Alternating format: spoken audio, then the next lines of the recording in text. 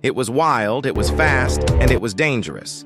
The Chevy 302 Turbo Fire engine wasn't just another small block V8. It was a weapon, a high-revving, unpredictable monster built not for daily driving, but for one purpose only: winning races. It had a reputation that still sparks debates today. Some call it Chevy's greatest small block achievement.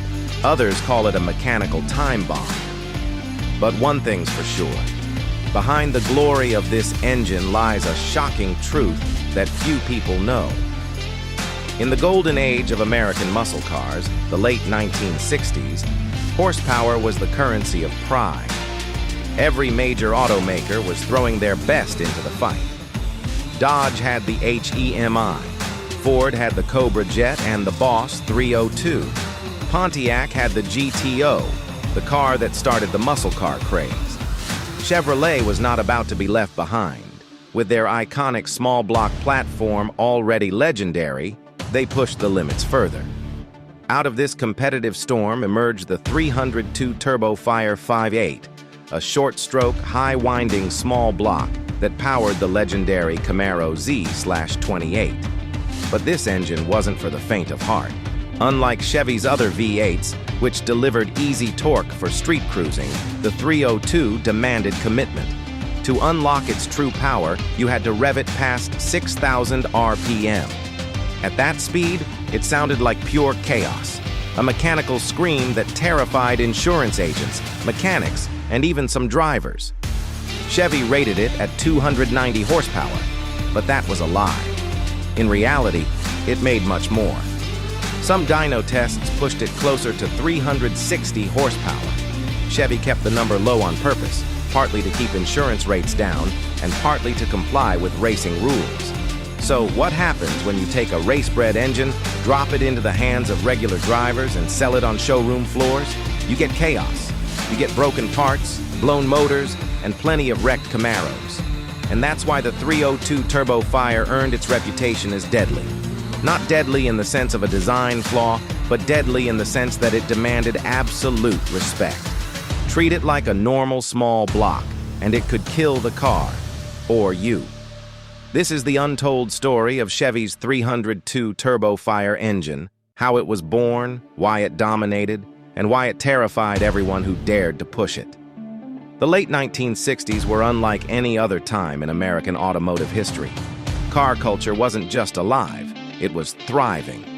Gas was cheap, the interstate highway system was expanding, and young Americans wanted speed, power, and freedom. This era became known as the Muscle Car Wars. Automakers weren't just building cars, they were building weapons. Every year the stakes rose higher, engines got bigger, horsepower numbers climbed, and marketing departments used raw performance to sell cars. Ford had the Mustang, Chrysler had the Plymouth Roadrunner and the Dodge Charger. Pontiac had shocked the world with the 1964 GTO, and Chevrolet, they had the Corvette, the Chevelle SS, and soon, the Camaro. But the fight wasn't just on the streets. The real battleground was racing. NASCAR, NHRA drag racing, and SCCA Trans Am racing became the laboratories where manufacturers tested their machines. Winning races meant winning customers. If a Ford or Chevy engine dominated at the track on Sunday, dealerships were packed on Monday, and that's where Chevrolet faced a problem. The Trans Am Racing Series, launched in 1966 by the Sports Car Club of America, had strict rules. Engines couldn't exceed 305 cubic inches. This meant Chevy couldn't rely on its bigger 327, 350, or 396 V8s. If they wanted to win, they had to build a small block that could out-rev, outlast, and outfight the competition. At the same time, Ford was cooking up its own monster, the Boss 302 Mustang. Chevy couldn't afford to lose this showdown. So in 1967, Chevrolet engineers began working on a special project. They took the 4-inch bore of the 327 and combined it with the short-stroke crankshaft of the 283. The result was a 302 cubic inch V8 that could rev like a race car. It was raw, it was angry, and it was perfect for Trans Am. Chevy's weapon of choice would be installed in a brand new model, the Camaro Z/28. Designed specifically to compete in Trans Am, the Z/28 came with the 302 turbofire under the hood, heavy-duty suspension, and brakes built for racing. It wasn't marketed to casual buyers. In fact, many customers had no idea the Z28 even existed. Dealerships didn't push it, and Chevy didn't run flashy ads. The Z/28 was built for one purpose: to win. And that's what made the 302 turbofire so dangerous.